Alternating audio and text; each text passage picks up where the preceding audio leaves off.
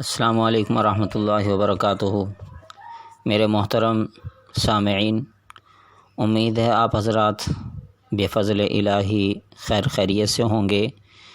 میں آج آپ حضرات کے سامنے دجالی سیریز کی اگلی قسط کے ساتھ حاضر ہوں، اور آج کا عنوان ہے امام مہدی علیہ السلام کو پہچاننے والے لوگ کون ہوں گے، یعنی ان کا ساتھی بننے والے افراد کون ہوں گے۔ اس کا جواب حقیقی اور اصلی جواب تو اللہ ہی بہتر جانتے ہیں، کیونکہ ان کا جب ظہور ہوگا تو ہی ان کے ساتھی بھی سامنے آئیں گے، اور وہ زمانہ متعین نہیں، اس لیے ان کے ساتھی بھی متعین نہیں۔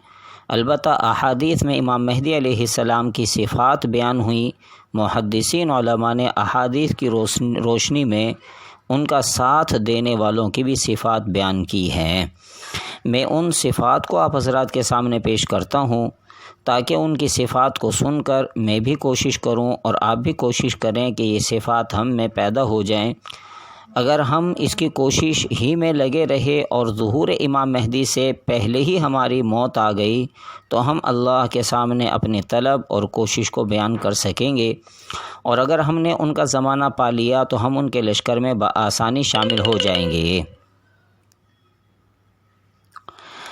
جیسا کہ ہم پہلے پڑھ چکے اور سن چکے کہ امام مہدی علیہ السلام کو سب سے پہلے پہچاننے والے دنیا کے مختلف ممالک کے اہل علم، علماء اور نیک لوگوں کی جماعت ہوگی۔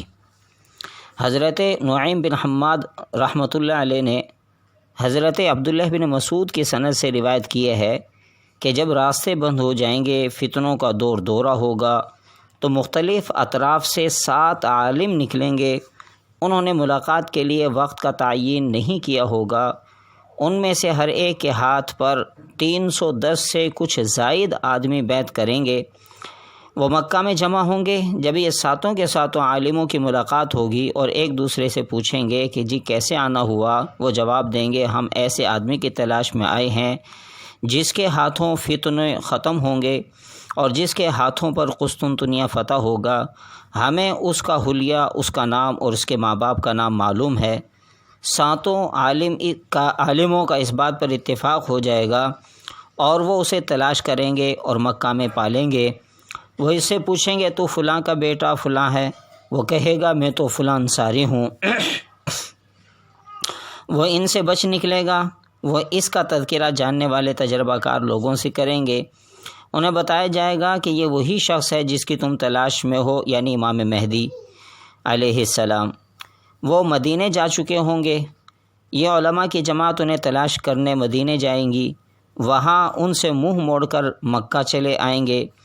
وہ امام مہدی علیہ السلام کو تلاش کرتے کرتے مکہ میں دوبارہ آئیں گے اور پھر دوبارہ ان سے پوچھیں گے کہ آپ فلاں بن فلاں اور آپ کی والدہ محترمہ فلاں بنت فلاں ہیں، اور تجھ میں یہی علامتیں ہیں، آپ ایک مرتبہ ہم سے جدا ہو گئے، اب آپ ہاتھ پھیلائیے، ہم آپ کی بیعت کریں گے۔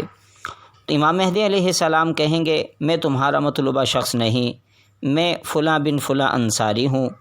یہاں تک کہ وہ پھر بچ نکلیں گے اور دوبارہ مدینے آ جائیں گے۔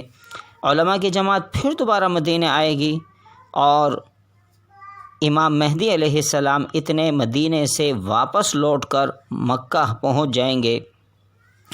یہ اہل علم کی جماعت دوبارہ ان سے جب ملیں گے تو ان سے کہیں گے، عرض کریں گے کہ ہمارا گناہ تم پر ہوگا اور ہمارا خون بھی آپ کی گردن پر ہوگا اگر آپ نے بیعت کے لیے ہاتھ نہ بڑھایا۔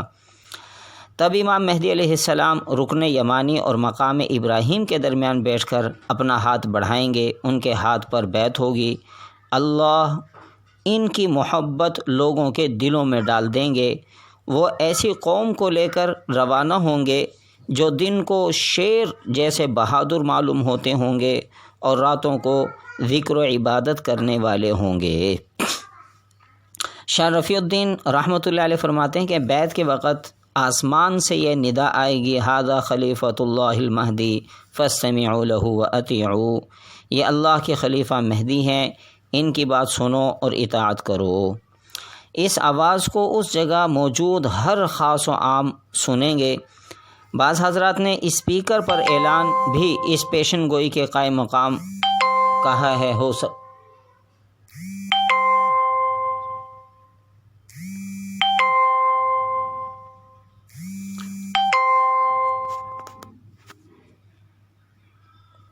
جی یہ کال آ گئی تھی بھائی۔ حضرت استاد محترم حضرت مفتی اعظم پاکستان حضرت مفتی رفیع عثمانی صاحب مد ذیل العالی وہ اپنی کتاب علامات قیامت اور نزول مسیح میں تحریر فرماتے ہیں کہ نزول عیسیٰ علیہ السلام تک اس امت میں ایک جماعت حق کے لیے برسر پیکار رہے گی جو اپنے مخالفین کی پرواہ نہیں کریں گے۔ اس جماعت کے آخری امیر امام مہدی علیہ السلام ہوں گے۔ صفحہ نمبر 142۔ اس سے معلوم ہوتا ہے کہ امام مہدی علیہ السلام جہادی جماعتوں کے آخری امیر ہوں گے۔ اہل حق کی تمام جہادی جماعتیں اور ان کے ذمہ داران اپنی اپنی جماعتوں کو ان کے ہاتھ میں دے کر ان کے ساتھ مل جائیں گے۔ محترم ناظرین، یہی وجہ ہے کہ اہل باطل کی ہمیشہ یہ کوششیں رہی ہیں کہ وہ مسلمانوں سے جذبہ جہاد ہی کو ختم کر دیں اور جہاد ہی سے نفرت مسلمانوں میں پیدا کر دیں۔ جب مسلمانوں میں سے جہاد ہی سے دوری ہوگی تو اہل کفر اور اہل باطل کو اپنے عزائم اور اپنے ارادے پورے کرنا آسان ہوگا۔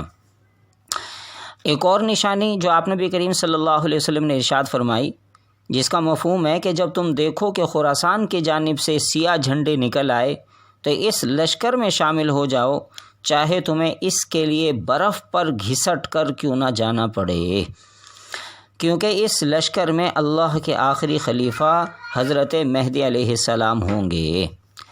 محترم سامعین، میں نے آج کی اس ویڈیو میں چند صفات مہدی کے ساتھیوں کے بیان کی ہیں۔